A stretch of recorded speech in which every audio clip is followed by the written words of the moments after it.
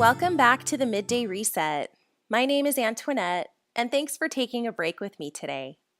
Everyday life can get stressful as we move through responsibilities and commitments, and it's nice to take a break or two.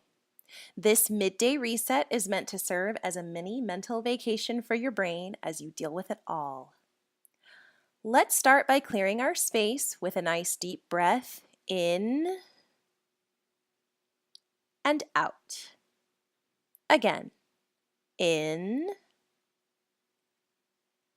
and out. Once more, in and out. This episode is dedicated to explaining why the Midday Reset exists and what the motivation was behind the creation of this podcast. So, the Midday Reset was born out of a time of struggle that I had when my husband went away, and I was stuck at home for 2 weeks, mostly by myself. I had some support from my mom and my dad, but not a ton because they have their own lives and they work and live in their own home and they do their own thing. So it really was just me and my full-time job and my 2 kids and that house, and I had to figure it out. And it was through that I learned that I had to take some pauses. I had to try not to tackle everything all at once. I had to honor that my body and my brain and my soul need rest. And it just got me thinking about how can I get other people to see that too? And I came up with the idea of a podcast and keeping the episodes really short because that gives people a chance to listen, even if all they have is a 15-minute break from work. I'm only going to take up at most 9 of those 15 minutes, and people can choose whether or not they want to devote that to me. Or they could listen to me in the car, even if it's just a short drive to work. I wanted to make it as easy as possible for people to listen to episodes and connect with the material. And as this project has grown, I've kind of come to see that it really is a reflection of my own journey through mental healing.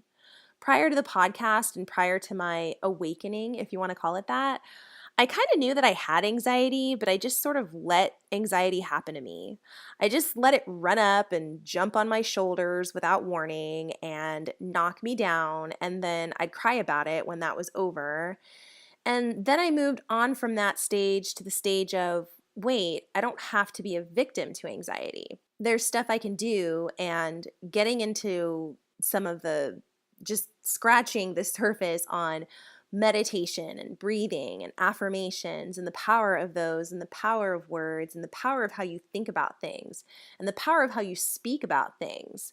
Then I just started peeling back all of the layers. And that's when I started getting stronger in recognizing that no, I don't have to be some kind of prisoner to anxiety.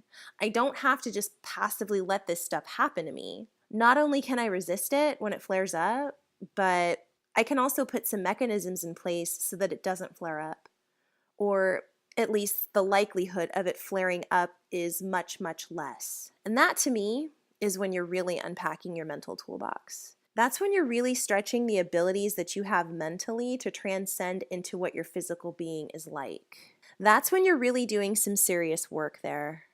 And it takes practice. It takes honesty and being willing to do those sort of Band-Aid rips that you have to do with yourself and your soul and your personality and who you are and how you carry yourself, and just figuring out how much of what you're going through are you creating for yourself, because we all to some degree have a hand in our problems and how they manifest themselves. But that's not all, because there are other factors outside of our control that also bring anxiety and other pressures. And so if you can step outside of the stuff that you're doing to yourself, that at least makes it easier for you to combat the stuff that other people are throwing at you. You have to be your greatest ally in this world. This world is brutal.